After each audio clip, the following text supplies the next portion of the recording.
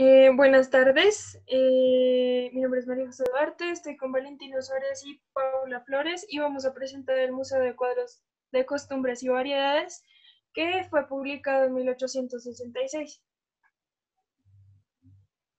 Siguiente, por favor. Listo, entonces vamos a dar primero un contexto general sobre esa Colombia decimonónica. Después vamos a dar una breve biografía sobre el editor José María Vergara y Vergara. Vamos a pasar al Museo de Cuadros de Costumbres y Variedades como tal. Luego vamos a ver esa genealogía del costumbrismo. ¿Qué es el costumbrismo? Los cuadros de costumbres que se leyeron para la sesión. Y por último vamos a ver por qué son cuadros de costumbres y esa relación que tienen con lo estético y lo pictórico. Bueno, entonces la sociedad colombiana decimonónica de esa primera mitad de siglo estaba transitando por procesos de construcción nacional. Eh, Esta era una construcción de identidad y cultura propias que diferenciara pues esta sociedad de su pasado colonial. Entonces estaba fracturada política y socialmente. Para mitad de siglo ya habían pasado por una guerra civil y estas generaciones ilustradas de la época habían decidido que era hora de dejar atrás el pasado violento y se debía construir un proyecto civilizatorio para, para que pudiera llevar a la modernidad a esta nueva nación. Entonces, estos procesos habían sido también influenciados por procesos que se estaban dando en países europeos y pues que también se estaban dando a lo largo de América.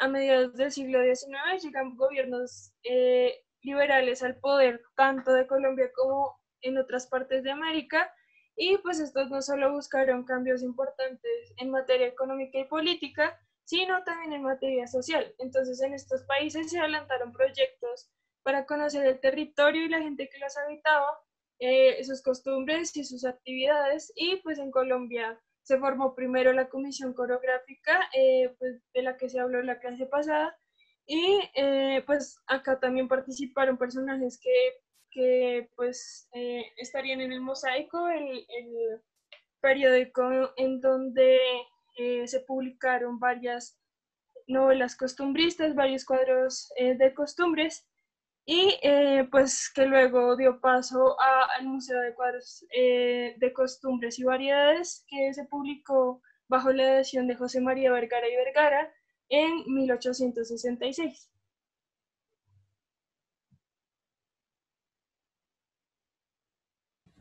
Bueno, José María Vergara y Vergara nació en Bogotá en 1831 y murió también en Bogotá en 1872. Él es escritor y crítico literario colombiano, organizó y dirigió la Academia Colombiana de la Lengua, creada a imagen de la española. Es autor de poesías como Versos en Borrador de 1839, cuadros costumbristas al modo de Fernán Caballero como Las Tres Tazas y otros cuentos de 1863, y novelas como Olivos y Aceitunos, todos son unos de 1868. Él también es conocido por ser el primer autor en publicar una historia literaria en Colombia llamada Historia de la Literatura en Nueva Granada de 1867. Allí él alababa el matrimonio de la literatura colombiana con la española, mientras rechazaba la influencia de la influencia literaria francesa. Además, él participó en la creación de múltiples periódicos literarios, mediante los cuales publicó obras de autores románticos y costumbristas europeos y colombianos como Jorge Isaacs y Eugenio Díaz Castro. Estos son algunos de los periódicos fundados o editados por Vergara y Vergara: La Siesta, 1852, La Matriarca, periódico de la Juventud, de 1854, El Heraldo, órgano del Partido Conservador, de 1860, El Cundinamarqués, de 1861, y El Mosaico, miscelánea de literatura, ciencias y música, de 1858. Él en este periódico, en este semanario, reunió a muchos escritores de la época en torno a la construcción del ideario de nación y reunió las experiencias de personajes que participaron en la comisión coreográfica, como ya nos contó Majo. Esta revista, este periódico surge a raíz de la tertulia que tiene el mismo nombre, y esta tertulia surgió con el fin de llenar el vacío de las instituciones culturales y de la vida cultural de las éticas, de las élites. Era conformada por liberales y conservadores, los cuales se reunían para discutir sobre literatura, pues evitando discusiones políticas porque pues estaban cansados porque en la época habían muchas guerras civiles, entonces querían un espacio en el que no tuvieran que hablar de política. Estas élites buscaban educar, pues mediante la tertulia y mediante el periódico, educar a campesinos y artesanos. En la revista, lo que se trata son temas costumbristas con el fin de moldear una identidad nacional colombiana, incentivando la divulgación de obras colombianas o hispanoamericanas. En la revista del Mosaico también se empieza a tratar el tema de las biografías y bibliografías de sucesos históricos, buscando revisar a los serios que moldearon la identidad neogranadina, usando también como medio los cuadros de costumbres para fabricar una cultura nacional. Entonces, unos trataban de copiar a Europa en temas de civilidad, mientras otros buscaban exaltar las costumbres nacionales. Ok, entonces vamos a hablar del Museo de Cuadros y Costumbres y Variedades. Este museo es comprendido por varias obras costumbristas de diferentes autores que se han publicado en los números del periódico El Mosaico. En 1866, bajo la edición de José María Vergara, fueron publicados estos dos tomos y alrededor de 100 obras en ambos, incluida la obra de Eugenio Díaz Manuela. Estas dos ediciones se comprobaban de a 6 pesos en pasta. Aquí pues intentaron plasmar las condiciones físicas y culturales de la sociedad colombiana en una especie de pintura escrita que pues describiera de forma detallada los diferentes paisajes del país y la gente que los habitaba, sus costumbres, sus labores, su pasado, etc. Y pues esto, como ya sabemos, con la idea de construir un imaginario, una unidad nacional y de reconocer el territorio para ver en qué condiciones pues se encontraban estos recursos, tanto humanos como naturales, pues para esta modernidad que querían implementar los liberales. Pues sin embargo, también estos cuadros estaban sujetos pues a unas lecturas muy subjetivas de cada escritor y a interpretaciones propias de estos. Pues para muchos esta sociedad colombiana estaba aún por hacerse y para otros la misma era el resultado pues, de un pasado colonial que no podía desligarse a este. Ya, pues el objetivo de esta compilación de estas obras es generar una identidad nacional y no solamente pues para unificar el interior del territorio, sino para ser reconocidos también en el extranjero como pues una nueva nación no tan diferente a las europeas modernas. Para José María Vergara y Vergara, los contenidos de este libro y las descripciones de las personas y los detalles de los paisajes, como lo dice en el prólogo, han de servir para dar lo que no conocen alguna idea de lo que somos y de lo que hemos sido. Y pues esto también evidencia el abandonar del nombre de los granadinos pintados por sí mismos, con lo que se esperaba de la distinción de su pasado colonial.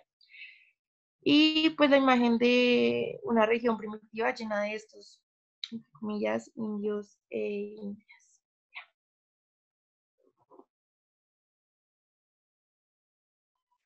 Listo, entonces para ver cómo llegó el costumbrismo acá a Colombia y América, vamos a hablar como de esa genealogía. Entonces, pues hay una herencia de la representación popular colonial y también hay una influencia literaria pictórica europea. Entonces, esta herencia colonial de las representaciones de tipos y escenas populares estaban en los biombos y en los cuadros de castas que pues se centraban sobre todo en una racialidad y en esa representación del mestizaje que se estaba desarrollando.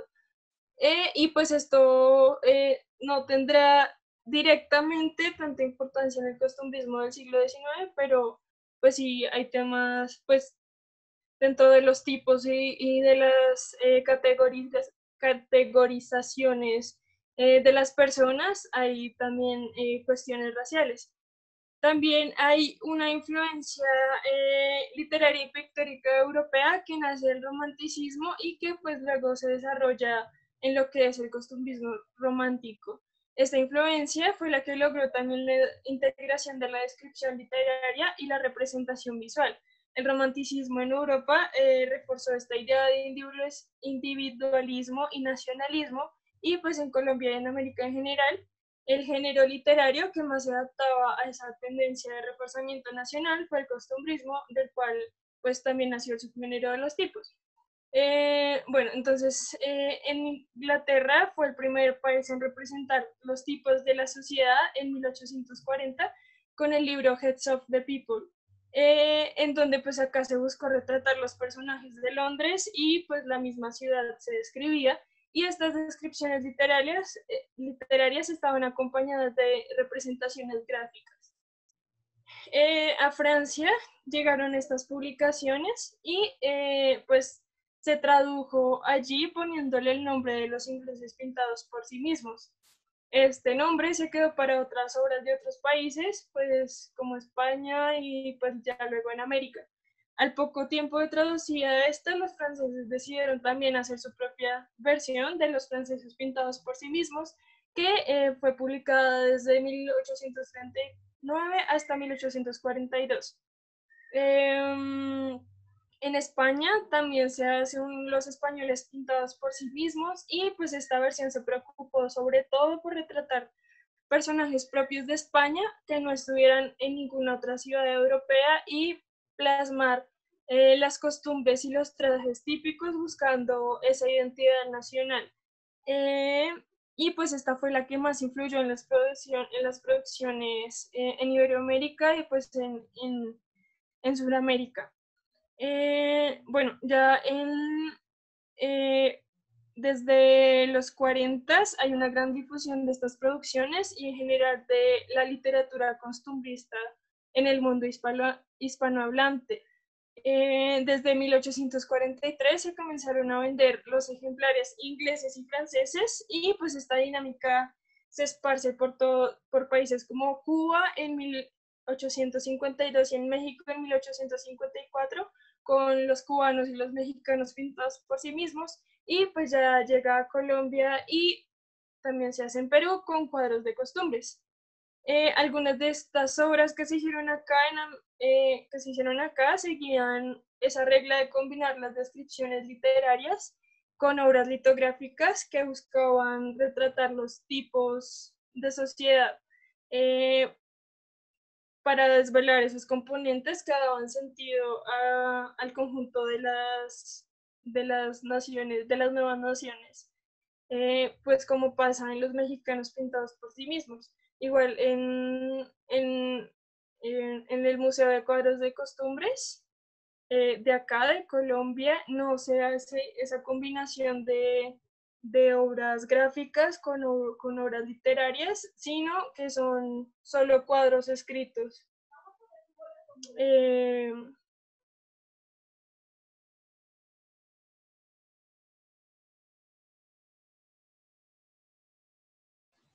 Bueno, nosotras acá hicimos la pregunta de si estos relatos están enmarcados en el género del costumbrismo, esto teniendo en cuenta que los cuadros de costumbre son bocetos cortos en los que se pintan costumbres, usos, hábitos, tipos de una sociedad, paisajes o hasta animales, con el fin de mostrar una versión más colorida de la vida cotidiana, como saliéndose de tanto academicismo, a veces con el ánimo de divertir y otras con intención de crítica social y moralización. Entonces, nuestra pregunta surge a raíz de que en el prólogo Vergara y Vergara dice que en el libro no solo se encuentran recopilados relatos costumbristas, sino que se han metido de todo tipo, razón por la que el título completo es Museo de Cuadros de Costumbres y Variedades. Entonces él pone que nos proponemos continuar esta publicación y formar una serie de volúmenes iguales al presente, recopilando no solo los cuadros de costumbres que en este no se han cabido, sino también novelas de costumbres, varios artículos que no pertenecen a este género, pero que han sido escritos por varios de nuestros ingenios con pluma festiva y juguetona, y aún algunas piezas históricas, biográficas y dramáticas de cortas dimensiones. Entonces, esto también nos lo preguntamos teniendo en cuenta la edición por la que debían pasar estos escritos. Entonces, si originalmente fueron escritos en género costumbrista o fueron moldeados y editados para que cumplan ese objetivo educativo y moralizante del costumbrismo, como sucedió con el libro de Eugenio Díaz de Manuela, que pues cuando se estaban publicando en el Mosaico, no, no completó las entregas, fue censurado y luego fue publicado completo en el Museo de Cuadros de Costumbres. Entonces, pues ya pasando por la edición del autor. Entonces, pues nos preguntamos qué tanto cumple con el objetivo y la descripción del costumbrismo, este libro. Bueno, ahora vamos a pasar a hablar acerca de los cuadros que leímos. El primero es Esquina de Avisos, escrito por José María Vergara y Vergara. En este se habla acerca de, como dice el título, las esquinas de avisos, donde las personas colocan sus avisos, los pegan.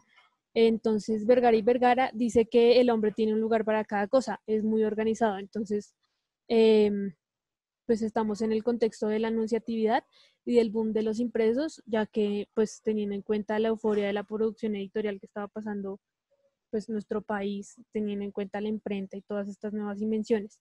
Entonces, bueno, esto se relaciona con la organización y también surge la pregunta, pues Vergara y Vergara en este texto dice que todo se publica, que cualquiera, entonces surge la pregunta de si cualquier persona puede publicar. Ya sea impresos o alguna forma de mostrar sus habilidades o lo que es. Entonces, acá pone un ejemplo que es de la pulpería de Santa Fe. Dice que ellos ponen una hoja con el anuncio escrito. Entonces, no están haciendo uso enteramente de la imprenta, pero sí están buscando la manera en la que puedan anunciar su negocio, anunciar lo que venden, que es en este caso unos tamales. Entonces, es como que escriben en la hoja muy de manera muy hechiza la venta de tamales. Entonces, bueno, también aquí se puede hacer una relación una relación o se muestra Vergara y Vergara como un coleccionista y un compilador, que es lo que, o sea, como que quiere utilizar esta esquina de avisos como metáfora de lo que hizo a grandes rasgos con el museo. Entonces acá, ahí como se ve en la imagen, él lo que hizo fue como casi un collage de todos los avisos que se pueden leer. Entonces se necesita el hombre de hierro, Santos Gutiérrez, candidatura al gran general, que fue lo que hizo con el museo, que fue compilar varios escritos que ya se habían hecho anteriormente. Entonces, pues bueno, él como que busca organizar ese caos que hay, tanto en los avisos como en los relatos que se publicaron en el mosaico anteriormente. Entonces, al final de este relato, él escribe que, que este collage que ya hizo con todos los anuncios que se pueden leer es una copia fiel del estado en el que están todas las cabezas.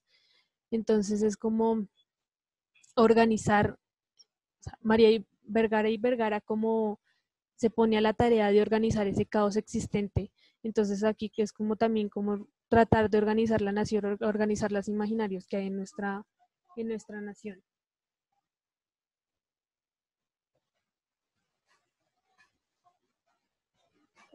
Bueno, Las compras en la calle Real, escrita por José María Ángel Gaitán.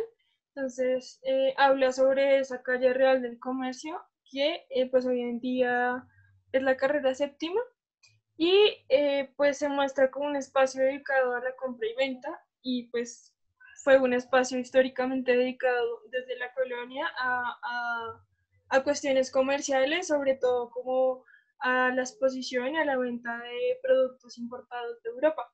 Entonces vemos acá como un consumo casi capitalista, como de las compras innecesarias y las compras masivas.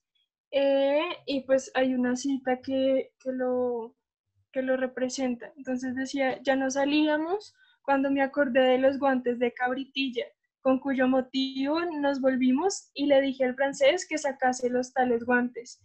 Esta pregunta solo sirvió para que el francés le vendiera a mi tío unos cochecitos y más trompeticas. Entonces, como se ve, hay un consumo masivo, hay una compra de productos innecesarios, se puede decir. También hay un detalle en la descripción de los productos pues, que se están vendiendo en la calle real y pues también es como si no solo quisieran describirlos, sino como también quisieran venderlos a través del cuadro.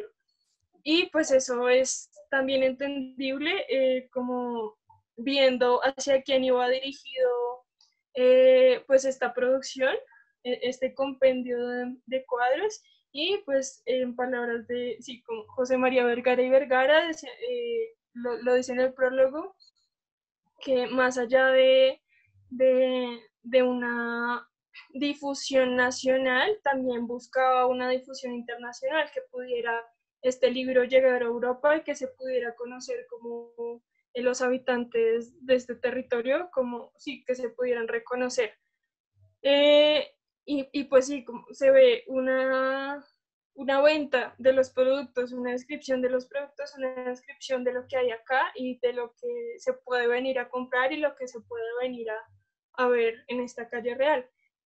También hay una variación en los retratos de los vendedores. Entonces, por un lado, como que los distingue en términos de nacionalidad. Está, está un vendedor francés y está un vendedor local y hace esa distinción del vendedor francés intenso, del vendedor francés que quiere vender siempre algo, así no sea necesario, y pues el vendedor local es más tosco y es más arisco, digamos, con los clientes.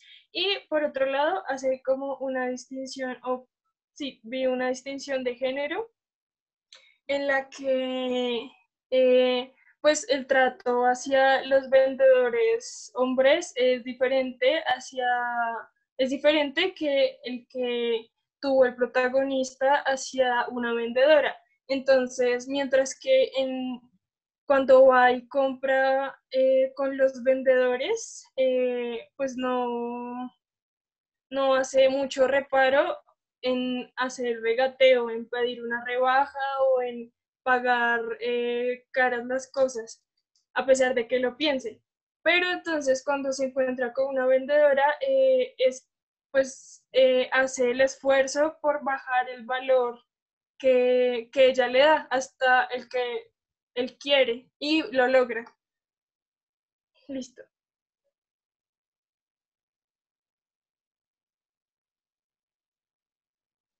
Sigo yo.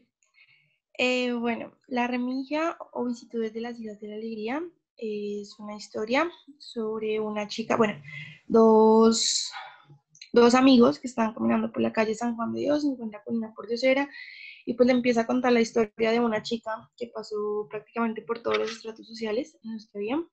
Ella empezó como comerciante vendiendo fósforos, pero pues fue creciendo rápidamente por su gran belleza. Entonces pues ahí vemos el tema de género, de cómo las mujeres pueden crecer en sociedad, de cómo las mujeres pueden lograr grandes cosas, pero con su belleza más que todo. Entonces pues nada, esta chica empezó a crecer en el mundo del comercio, teniendo mucho dinero por su gran belleza. Luego pues ella ya entra en sociedad, entra como a esas grandes fiestas, a estas grandes celebraciones, amigos, de todo, y pues ahí lo relatan los vestidos, cómo eran estas celebraciones, cómo era todo muy, muy despampanante, muy a botar la casa por la ventana, por decirlo así. Y luego pues cae ella en una enfermedad y queda como por diosera al final. Sí, ella trata como de levantarse al final, vendiendo velas, pero pues al final no puede y entra al mundo de la prostitución.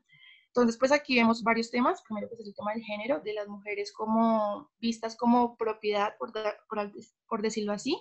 Entonces, pues aquí lo importante era ser bella. Cuando una mujer pues caía en la enfermedad, cuando una mujer ya dejaba de tener esta cierta belleza, pues ya no servía más como en la sociedad, a menos que estuviera casada.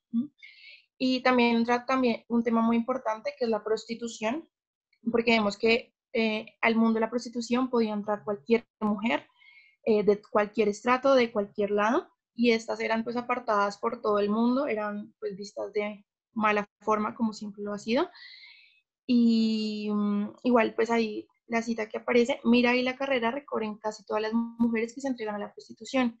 Y el pelado le dice, pues no tiene tanto ellas la culpa, sino los hombres inmorales que la seducen desde la más tierna edad. Porque pues como les decía, las mujeres eran vistas como una propiedad y si no tienen belleza, pues no servían. También ahí vemos un tema muy importante que es el de la salud. Al ella tener dinero, pues se podía pagar sus médicos, sus remedios, aunque la mayoría eran todos de rezar, de entregarse a Dios, pero pues luego vemos el abandono estatal porque pues al ya no contar con los medios y entregarse a la prostitución, eran rechazadas y no se tenían en cuenta para pues sus chequeos, para sus controles y para lo demás. También vemos algo muy importante que era el papel de la mujer pues, en estos estratos. Digamos, cuando ella era comerciante, era pues una mujer, digamos, importante y se le tenían en cuenta muchas cosas en la vida pues ya de sociedad y de más dinero. No, era como muy banal todo. Entonces la mujer, ella depende su estrato y todo, y lo bonita que era también, podía como acceder a ciertos privilegios, pero pues ya la mujer cuando cae a esta pobreza, a ser una pordiosera, como era llamada antes, no, no tiene como derecho a nada, no tiene como, no se le tiene en cuenta para nada, y ya.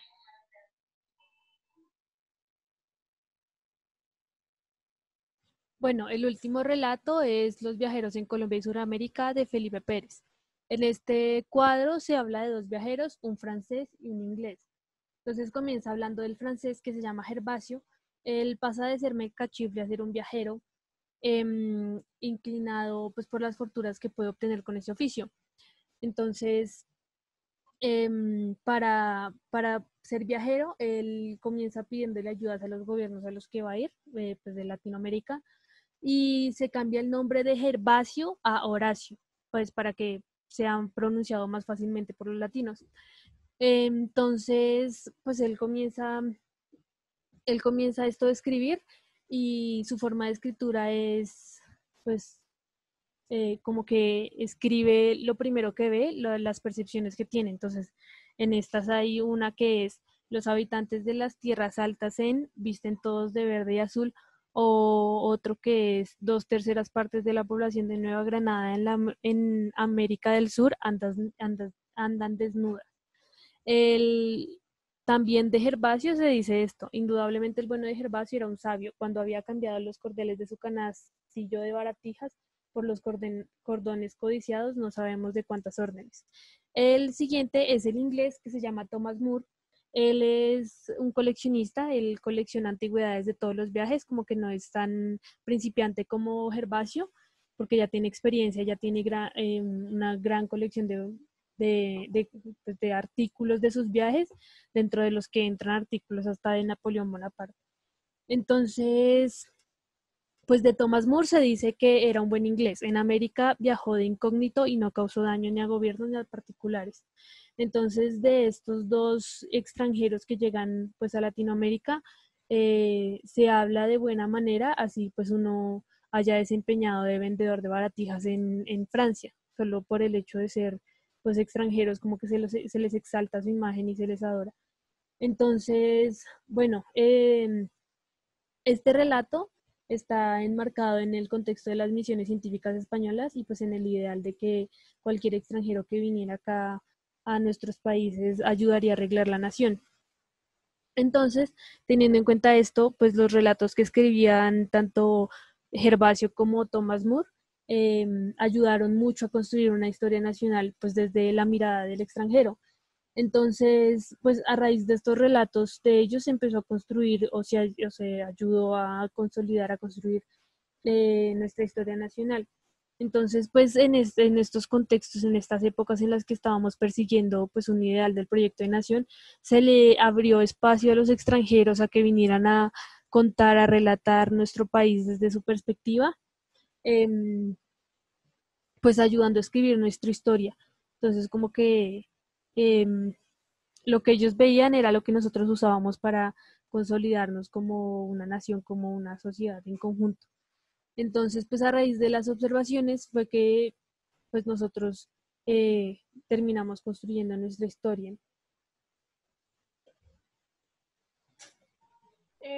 Respecto también al cuadro anterior, pues digamos que esa construcción de historia nacional, esa preocupación por la historia nacional también tiene mucho que ver con esa idea de que el viajero retrata y escribe en su bitácora lo que viene y lo que llega de experiencias y de situaciones que vive presencialmente, ¿no? Entonces se tiende a ver eso como una realidad cuando se experimenta por fe propia. Listo, si quieres ya puedes pasar. Gracias. Entonces, porque son los cuadros de costumbres, esto se trata en el texto de Ana Peña Ruiz, entre literatura y pintura, poética pictórica del artículo de costumbres. Y pues ella comienza diciendo que hay unas raíces comunes de la poesía y la pintura que datan desde la antigüedad. Entonces, la pintura y la poesía, pues está esta frase de Horacio que es ut pictura poesis, que es como la pintura así es la poesía, y pues se habla que la pintura es como la poesía muda y la poesía como imagen que habla.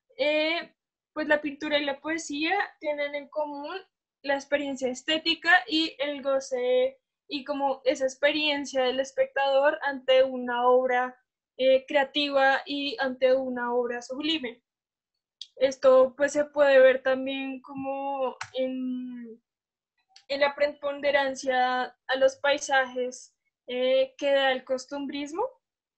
Y pues bueno, en última instancia, Horacio remonta a ese concepto de mimesis que formula Aristóteles y pues que, o sea, él habla de que la esencia del arte, el arte sea poesía o sea pintura, es la imitación de la naturaleza, la fidelidad a la naturaleza que se representa.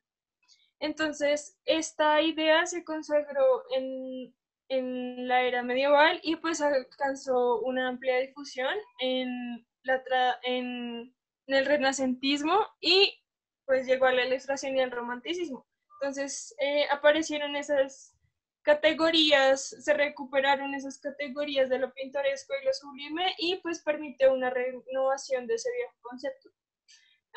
También se habla de esa emergencia visual, de ese paradigma visual que se ha venido hablando en la clase del siglo XIX y pues de una búsqueda por una representación, por una difusión de ideas más rápida y pues esto lo logra la visualidad, esto lo logra las obras pictóricas, las obras artísticas.